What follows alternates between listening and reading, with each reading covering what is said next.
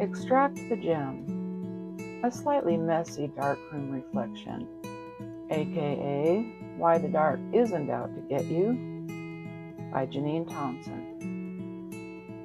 I remember the rule: no light, not a peek, not a crack, not even a just checking real quick moment, because apparently film is dramatic and will absolutely fall apart under pressure.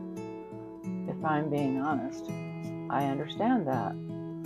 We spent the whole day taking pictures the old way, black and white, the kind where you hope you got the shot but have zero proof, which, now that I think about it, feels a lot like faith, or parenting, or trying a new recipe without reading the instructions.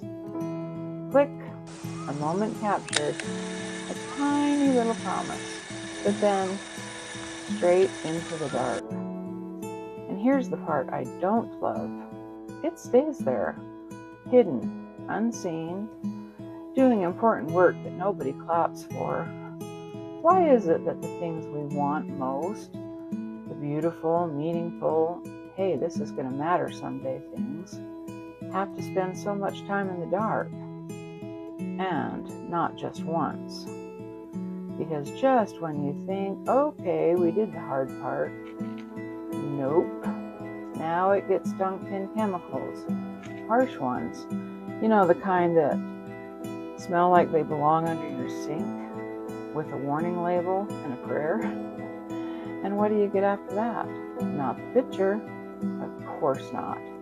You get the negative, an inside out, backwards, slightly confusing version of what you were hoping for, which, if we're being honest, also feels very on brand for life. You go through something hard, you do all the work, you survive that chemical bath moment, and what you get looks nothing like what you expected. Oh, cool.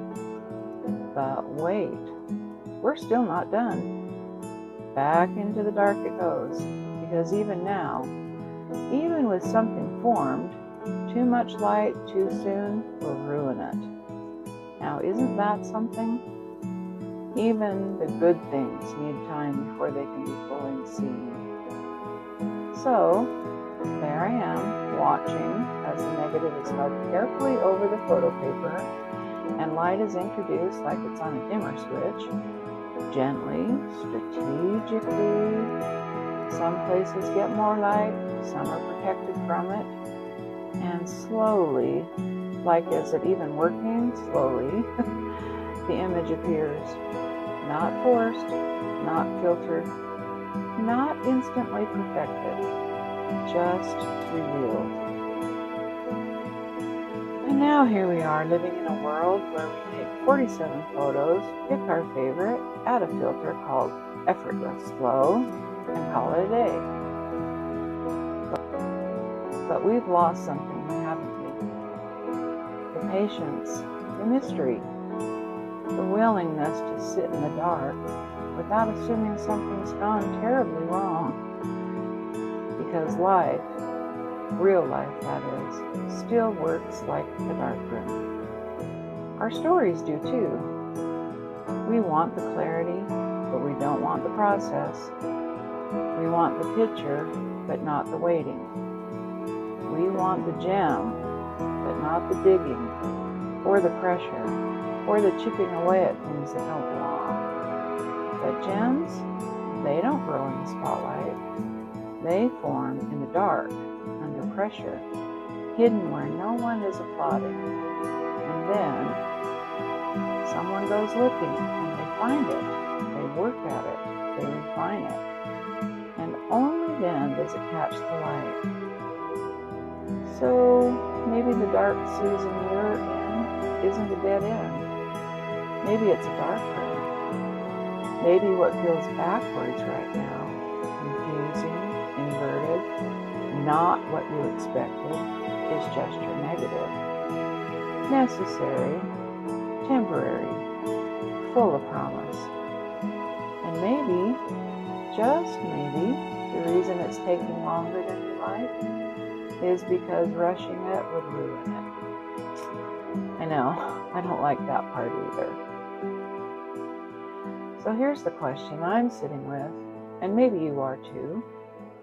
What gem has been forming while you thought nothing was happening?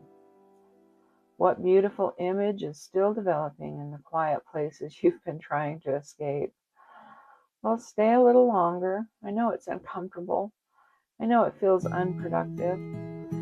And I know you'd rather really like a progress report. But something is happening. And when it's ready, not rushed, not forced, not filtered, it won't just look good. It will actually mean something. And that is always worth the wait. Just saying.